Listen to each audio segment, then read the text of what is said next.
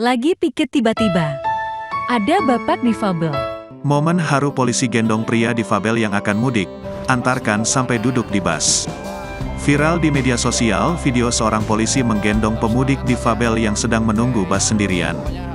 Video ini awalnya unggahan akun TikTok @rizkins30, Senin, tanggal 10 April tahun 2023, dan kemudian ramai hingga diupload ulang sejumlah akun Instagram pada Rabu, tanggal 19 April tahun 2023. Dalam video itu, tampak seorang pria difabel berbaju kuning berdiri menunggu datangnya bus. Rizky, sang polisi kemudian bertanya tujuan sang pemudik, yang ternyata mau ke Jawa.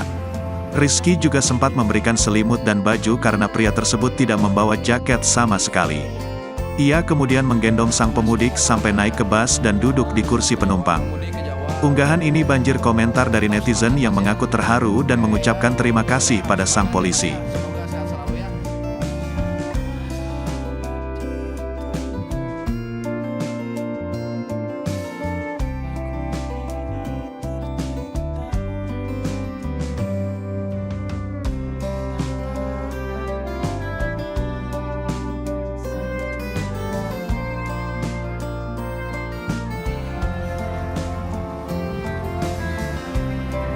Terima kasih sudah nonton.